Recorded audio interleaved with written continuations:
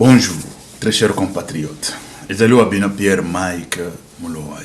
Les autres ceux qui la situation, il y a la République démocratique du Congo, il y a la République démocratique du Congo, puis Libanda, il y a la République démocratique du Congo. Congo na yo, Congo nanga. Congo ya bisonyo soba Congolais. Sans tarder, tokenda kolobela lombango makambo ezoleka nakati ya République. Lelo na Tongo, le président de la République Azalaki n'a parlé du peuple avec des jeunes.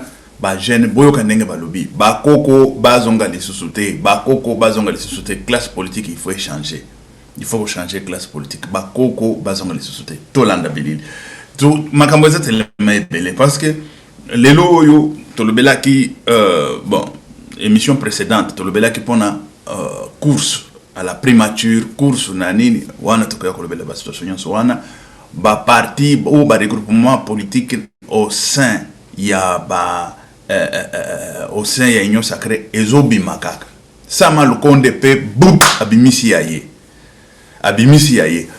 et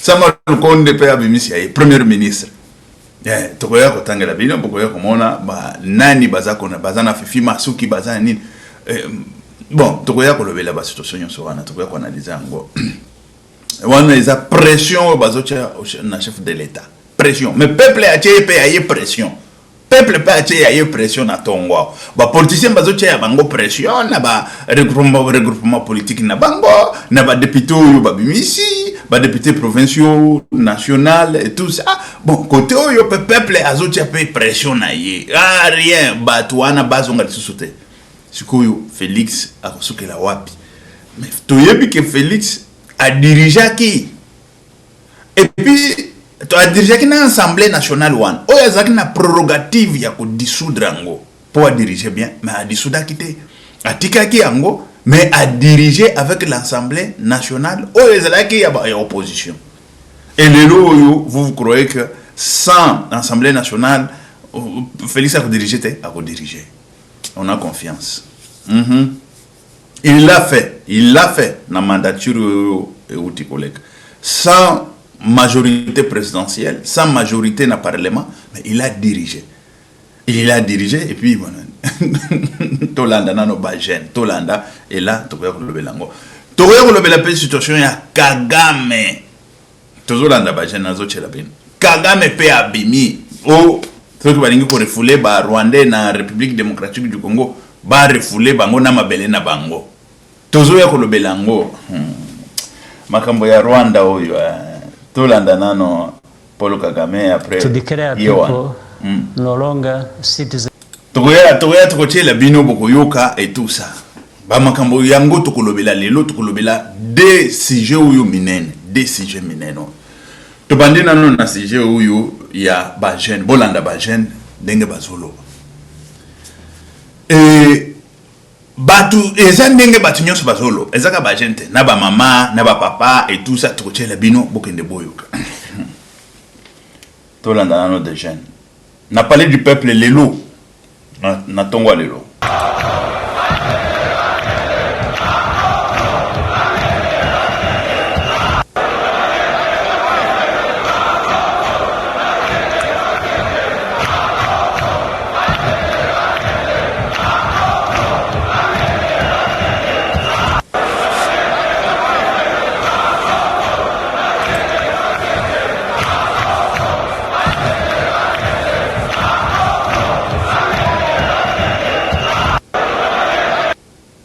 voilà. On a tout le monde n'a parlé du peuple lelo na Tongo ya lelo.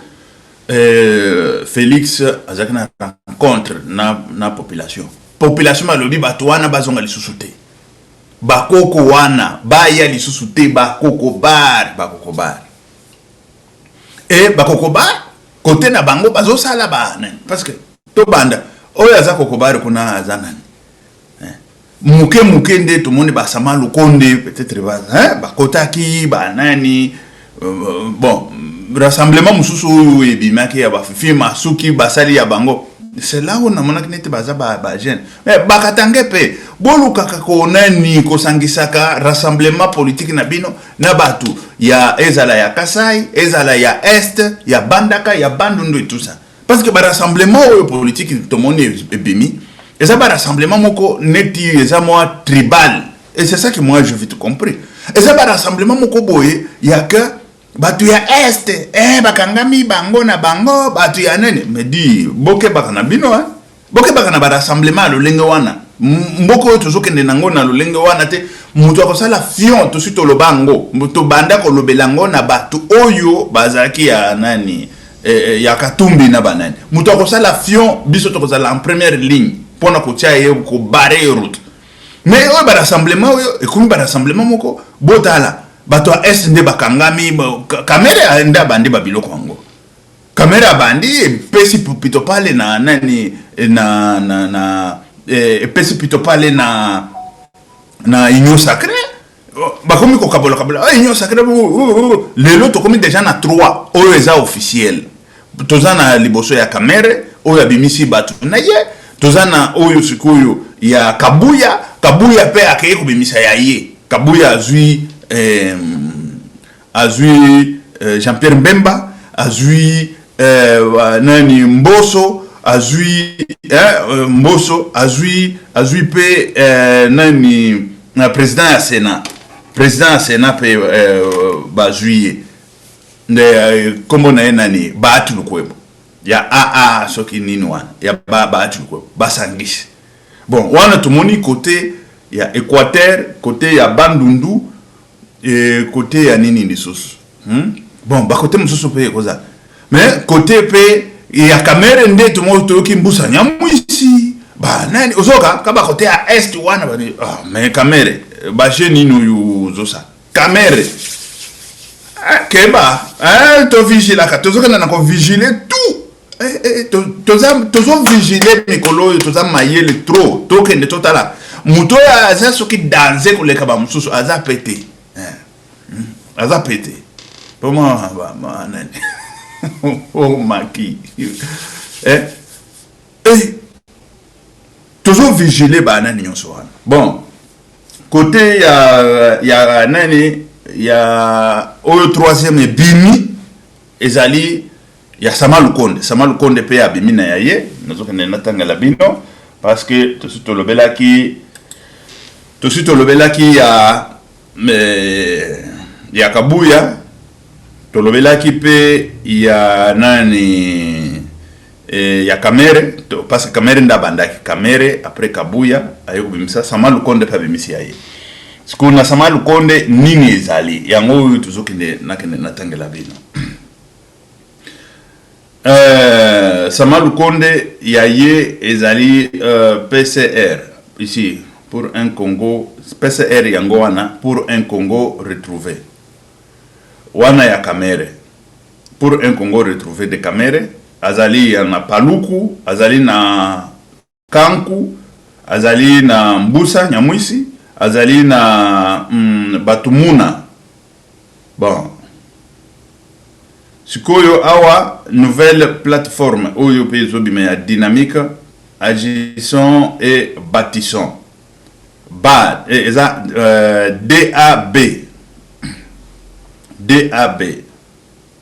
dont le leader est de Sama Lukonde premier ministre baza na 72 députés nationaux voilà fort des formes de 72 députés nationaux et d'une centaine de députés provinciaux. Députés provinciaux.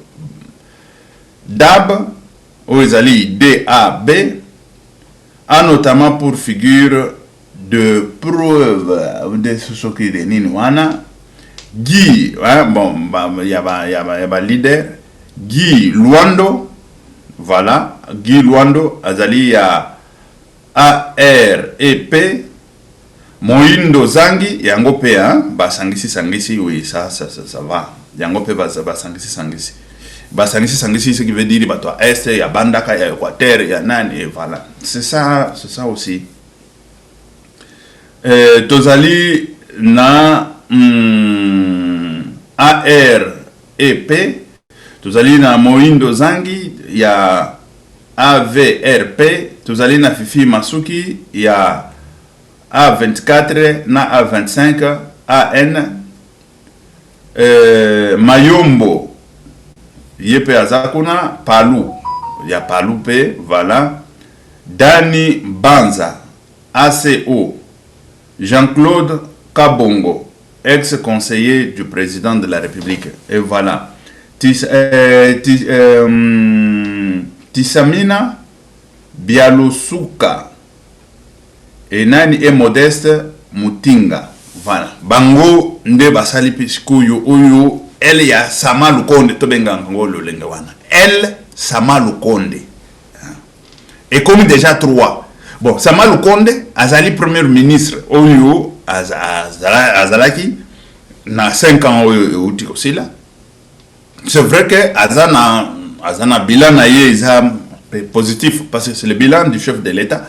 Je ne pense pas que ezaka na cadre ndenge vision na ye ezalaki vision tout d'abord du chef de l'État. Ndenge tout moni bon ce qui balingi que batia bilan na ye eza bilan du chef de l'État. Oui, bien sûr. Mais elle ou ya Sama Lukonde ebimi na batu na bango. Elle ya Kamere eza na batu na bango to sito tangaki LP oyo ebimi ya nani IDPS na batu na bango bon tolo bakabuya ye pe na batu na ye mais oyo ezali pression politique toujours ba pression politique oyo ba politicien bazo tia na chef de l'État pression oyo bazo tia biso tozana ba député boy biso c'est là mais pression wana avec Félix Antoine Tshisekedi Tshilombo na monique c'est nul. Et surtout, de l'autre côté, tous on a pression il y a peuple dans l'Assemblée nationale. Tonanda, pression il y a peuple dans l'Assemblée nationale. Pression il y a peuple dans l'Assemblée nationale.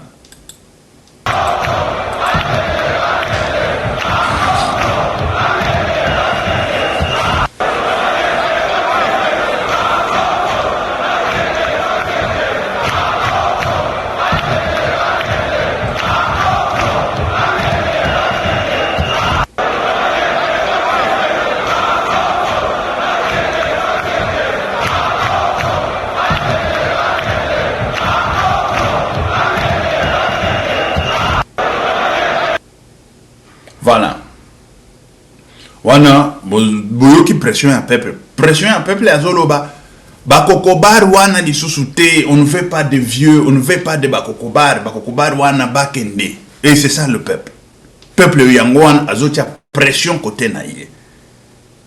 Pression ya peuple yangoan. Oyo azokende na kotia. Tolanda, ezaka ba gente, na ba mikolope bazolobe la ba situation ngo. Totiela kibino ba mama moko boye, tozotia lisusu. Le baki batata wana bazoba luka boye po ba nommer bango lisusu. Makata ba nomination. Mais comment c'est quoi ça? Est-ce qu'il n'y a pas de jeunes? Bato babimaka na ba école o nyonso yo to monaka bango te. Mais qu'est-ce qui se passe que batwana bango moko bazokende po bafanda bazala kaka wana ba po baibaka basalaka de n'importe quoi mboka kendaka liboso te. Il faut changer au moins de makambo mususu. Tolanda boyoka.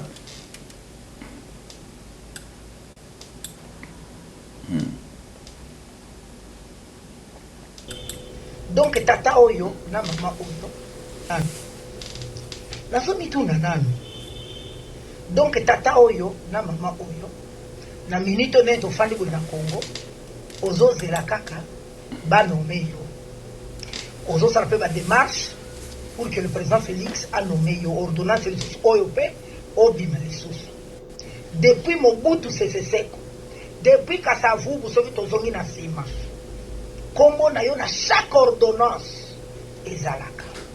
Donc ce qui totali bien Congo yo ezalaka ya bino moko ba université belé tondisi bana awa bazala misala te. Il faut kaka ba kombo na bino nde banda ko apparaître na chaque année, na chaque mandat, na chaque ordonnance bino moko kaka okomi pe na plus à 60 ans soni ezate. Oui, tondimi ozali chef ya regroupement monene mais okoki kopema te pe okoki kopropose kombo te ya mutu moko ya parti na yo. Donc être autorité morale et chef d'un grand parti politique ezali synonyme ya koloba tu dois apparaître dans l'ordonnance. te tokondima lisusu te biloko wana tokondima yango lisusu te na mboka Congo. Nazali kobenga ba chômeur nyonso, nazo kobenga ba chômeur intellectuel nyonso. Yo mutu nyonso yebi ki utanga, yo mutu nyonso oyo yo yebi que tu peux apporter un plus pour na Congo yo. Bandeko na ngai na tomboli maboko boya te to se soutenir pour que toloba non na répétition à plusieurs ordonnances ya bato moko boye. Président de la République bolobi azaka na 2 mandats.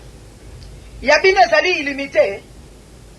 Aussi au coma plusieurs fois nommé na ba gouvernement, chaque gouvernement yokaka. Ozoze la lisusu ozo sa fait sous démarche yo lisusu. Toboyi makamwana. C'est vrai toboyi. Fachi, papa toboyi lokwana. Cette fois-ci, tozali na besoin ya komona batu ya sika, bilongi ya sika, oyo uti na peuple bazala nommé. Batu nyonso bakie kotanga pour que ba apporter un plus na Congo. Congo ngo bakobana kaka kofinga kabiso nyonso bizoba pona bino batu bo blokaka panier liboso na bino. Donc le panier qui doit circuler ne circule pas et termika ke pana bino. Omoni batatoyo. Omoni bino ba mamoyo. Bokanisaka Congo ezali ya bino moko. Ya mbala oto kondimate. Vous ne serez pas nommé, peu importe nombre de députés bokozala na yango. Bokofanda, on a déjà préparé place moko kitoko pona bino. Botika ba nouveau expérience et kota. Fachi asala musala na kitoko. En tout cas, je suis désolé mais c'est ça la vie. Voilà. Bolandi pression, il y a population sur Fachi. Banan bazo sala chantage. Batu ya parti politique bazo sala ba chantage. Ça ce sont des chantages. Mais Fachi ne cède pas devant des chantages. Fachi cède devant la population. Et déjà, je commence à comprendre que Makamomsusu Yasika, Izukota, Makamomsusu Yasika. Parce que Fachi a l'andaka peuple. Parce que peuple m'a attaqué Fachi Wan. Attaqué Fachi Wan. Ce que Bango Bazona ba chantage na Bango, il y a un regroupement politique de 70 députés, 80 députés, 200 députés, 300 députés. C'est quoi ça? Fachi, il peut diriger sans ma députation. Il l'a fait la fois passée. Il l'a fait. Fachi, béton. Devant pression on a ba chantage politique population a lobby niet to boyi ba biloko wana batu moko wana bazo baluka ba no mebiso ba mais non, cette histoire ça doit finir en République démocratique du Congo. Et voilà, wana eza côté oyo bozomona oyo le kaki lelo na palais du peuple lelo Fachi devant la jeunesse a dit niet, pas question. Il y a batu akala, pas question. Il y a batu soki nini, il faut makamomususu ya sika. Rénovation, nini, innovation, nani. Voilà. Et c'est ça qui va se passer. On sait que Fachi ayokaka peuple naï. Sans tarder, toujours kende tout le la situation Kagame a outi kobima. Alobi bazo refoulé oyo ye azobenga ke ba congolais to benga nenge ya azobenga. On y va vite na situation. Azobenga ba congolais o ba benye Rwanda congolais. Oyo bazaki na kati ya nani. To tia nano bolanda ye et après tout ya to expliquer eza en anglais mais ça moi lo bango na lingala. Na lingala to lo bango nano ba to pas comprendre na lo bango déjà. Alobi soki balingi ba refoulé oyo bazali ba kendaki kuna avant 1960 ba Rwanda ba kendaki avant 1960 ba refoulé bango na mabele ne c'est-à-dire que ba refoulé bango na mabele et kende Rwanda ozoka ke intention na ye ezaka mabele na biso intention na ye ce n'est même pas quoi intention ezaka mabele na biso tolanda Paul Kagame tolanda ye après to declare people no longer citizens of their countries. Where do you start from? And how can you actually effect that? Now what happens, the same people will always find ways of pushing back, of fighting back, of making sure that they have to belong somewhere. Now, saying that they belong to Rwanda is a big mistake because No, all the years they have been in Congo, they know Congo as their own country. And of course, there is the mix of drawing of borders and so on in the early times during colonial times. So if you want to push back these people and throw them out of the country they belong to, then you better throw them out with the land they have been occupying, which happened to be on one side or the other by just arbitrary lines that were drawn during colonial times. But that's... Voilà, ça c'est Paul Kagame. Et voilà, cette fois-ci, je vais changer la langue et le langage, parce que Paul Kagame, we have to answer him. To answer him, that means nous allons répondre à ce monsieur. Nous allons répondre à ce monsieur pour lui dire que qu'est-ce qu'il faut faire. Listen, Paul Kagame. We are going to school to learn. To learn, it is to get knowledge. To know. We have to know. To know. Knowledge. That knowledge, that means we have to put everything in order. In order, dans l'ordre. On doit mettre chaque chose dans l'ordre. Paul Kagame. Écoutez. Paul Kagame, ce qu'il dit, il dit... parce que lui, tout d'abord, il n'est pas congolais. Ça, c'est un. Et Dédé, il mène la guerre aux Congolais. Soi-disant, il y a des Tutsis, je ne sais pas, des Rwandais. Ici, il n'a pas dit des Tutsis. Des Rwandais, des Rwandophones qui se trouvent en République démocratique du Congo. On est en train de les refouler, on veut les refouler. Si on veut les refouler, on va les refouler avec la terre, avec leur terre. Parce qu'ils étaient là avant 1960. Nanani, nanana, de blabla et tout ça. Il peut dire tout ce qu'il veut dire. Mais il ne sait pas que nous sommes allés à l'école, c'est pour pouvoir étudier et savoir, je dirais, savoir au moins faire la thèse et synthèse. Parce que quand lui, il nous parle de rwandophones, il nous parle des refoulements des rwandophones. Quand est-ce qu'on a déjà parlé des refoulements des rwandophones en République démocratique du Congo? Ça, c'est un. Et Dédé, quand on refoule le Rwandais en République démocratique du Congo, on ne refoule pas seulement tel type de Rwandais ou tel, je ne sais pas, Tutsi ou Hutu. S'il faut refouler, on refoule tout, que ce soit Tutsi ou Hutu, qui est dans la situation irrégulière en République démocratique du Congo. Il sera refoulé, ça c'est clair. Mais lui, par contre, il combat pour quelle tribu? Parce que lui, il combat pour quelques tribus de chez lui. Que ce soit Tutsi ou Hutu, on s'en fout, mais on sait qu'il combat pour les Tutsis. Pas même qu'il combat pour les Tutsis, c'est un bandit criminel. Il a pris ça comme prétexte. Il ne peut combattre pour personne, ce monsieur. Ni pour Tutsi, ni pour Hutu. Ici, je suis très clair. Je suis psychologue. Voilà. La psychologie forense, c'est-à-dire que la psychologie des criminels, on sait comment lire les gens dans leur... Il cherche des prétextes, il cherche des moyens par où il peut entrer pour faire jouir ses préoccupations, pour faire jouir ses intentions. Et c'est ça. Lui, il ne combat ni pour Tutsi, ni pour Hutu. Ici, je suis clair et net comme de l'eau à boire. Il faut que les gens qui nous suivent de partout, qu'ils sachent de quoi nous sommes en train de parler. Écoutez-moi, très chers compatriotes. Quand ce monsieur, il prend ce prétexte, il prend le prétexte de Tutsi, ou il prend le prétexte de... On est en train de refouler les Rwandais, on est en train de refouler les Rwandais de la République démocratique du Congo, on doit les refouler avec leur terre. Lui, il n'a aucun droit, ça c'est un, de pouvoir s'ingérer de la situation de la République démocratique du Congo. On refoule qui, on laisse qui. On peut refouler qui on veut, on peut laisser qui on veut. Parce que c'est la République démocratique du Congo, c'est la souveraineté de notre territoire. Lui, qui est-il pour pouvoir se mêler là-dedans et dire qu'on ne peut pas vous refouler là-bas, on peut vous refouler ceci, cela. Non. Si lui, ça c'est légalement, je parle légalement, parce qu'il se donne le luxe de sortir devant les médias et mettre ça, l'ignorance, pour mettre son ignorance devant le public comme ça. Voilà un président ignorant.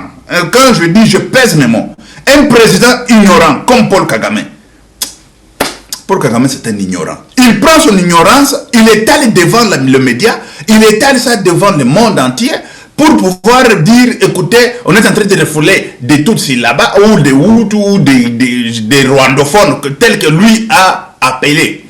Nous allons appeler tel qu'il a dit. On est en train de refouler des Rwandophones parce qu'ils étaient là-bas avant 1960, ceci, c'est la patata patata. Parce qu'ils étaient, je ne sais pas quoi. Mais écoutez, le refoulement de tout un peuple dans un État souverain, c'est l'État souverain qui prend ses décisions de pouvoir refouler qui il veut et de rester avec qui il veut. Ça, c'est clair. Et de régulariser qui il veut. Ça, c'est clair. C'est net comme de l'eau à boire.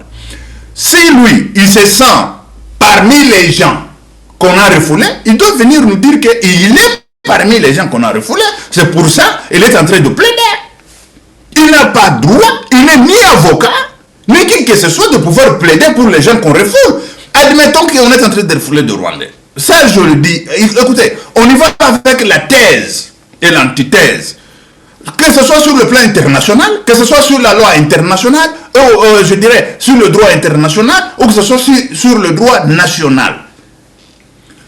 Quand on refoule les gens, lui, en tant que Rwandais, il n'a pas le droit d'ouvrir sa bouche, de pouvoir dire qu'on refoule tel ou tel autre. Ce qu'il a comme droit est de recevoir ces Rwandais qui viennent de là. Ils disent, ah, on vous a refoulé là-bas, on ne veut pas de vous là-bas. Entrez, parce que j'ai pitié de vous, je vous donne la terre, je vous donne ceci, cela, patati. Point barre. Point barre. Il n'est ni avocat, ni qui. Il doit nous dire, il a fait des études des avocats où il a été, je ne sais pas, galonné avocat où ce monsieur-là.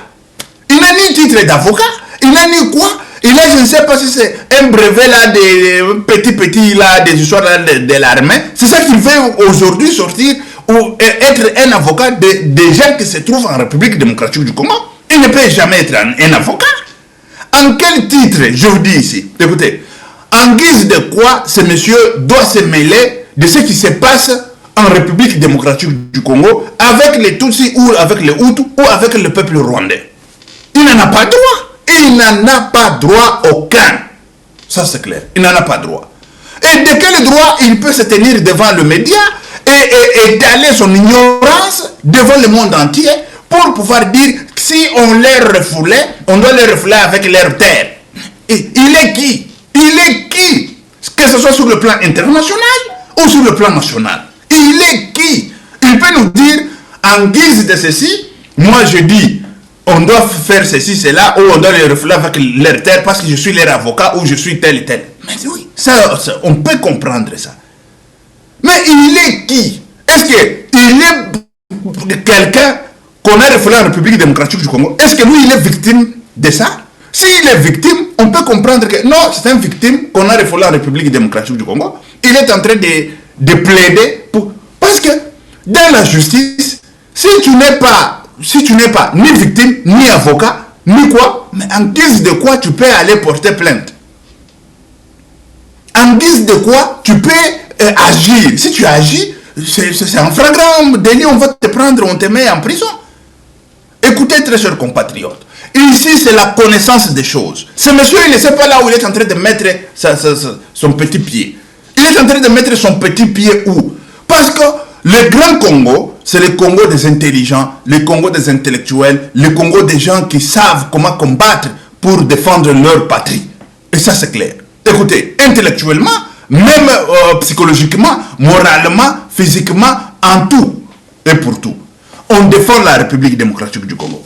On le défend, ce n'est pas parce que nous sommes, je ne sais pas, patriotes, je ne sais pas comment. Nous les défendons en guise de connaissances, en guise de choses, en guise de lois internationaux ou de normes internationaux, et de normes voilà, internationaux ou internationales, et aussi de lois internationales. Ça, c'est clair. Ces messieurs, ça, c'est ça qu'on appelle il est en train de se mêler dans une histoire qui ne l'intéresse pas, ni des lois qui ne le concernent pas. Pas même l'intéresser, ça peut l'intéresser, mais quand ça ne te concerne pas, ce n'est pas ton affaire. Ça, c'est clair. Il n'est pas ni celui qu'on a refoulé en République démocratique du Congo, ni celui qui s'appelle Congolais refoulé, et il est en train de plaider pour ses causes, mais il plaide en guise, en quoi? En quoi? Et je vous dis ceci, écoutez, une fois je fais ici une émission, pour vous dire que ce monsieur, il doit être jugé au Rwanda ou en République démocratique du Congo. Les deux pays qui ont je dirais, la compétence de pouvoir juger ce monsieur. Les deux pays.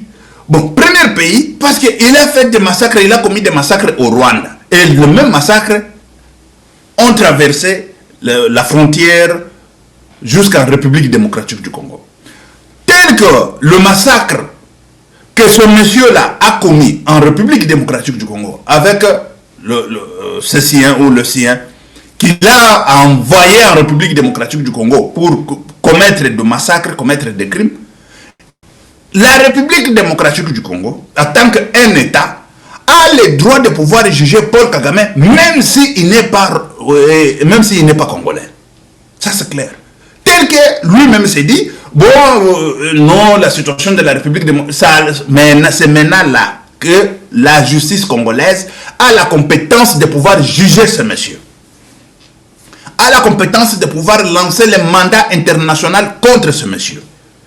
Et le mandat sera directement lancé. On doit émettre le mandat international contre ce monsieur. Parce que quand on parle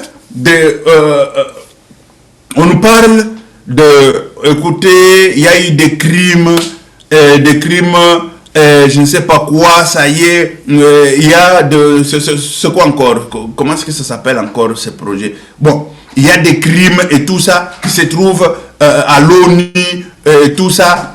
Mais ce crime-là sera jugé par qui? Ce crime sera jugé par la République démocratique du Congo, par la justice de la République démocratique du Congo. Parce que le massacre s'est perpétré en République démocratique du Congo. Rien d'autre. Et la République démocratique du Congo, en tant qu'un État, il a le droit de pouvoir mettre la main sur ce monsieur. Même si on ne mettait pas la main, à ce moment, on peut lancer le mandat. On lance le mandat. Partout où il faudra le pied, on peut toutefois s'incliner et dire, c'est la loi internationale, monsieur, tu es dans l'état d'arrestation, on va te transmettre en République démocratique du Congo, là où la justice te cherche. Ça, c'est clair.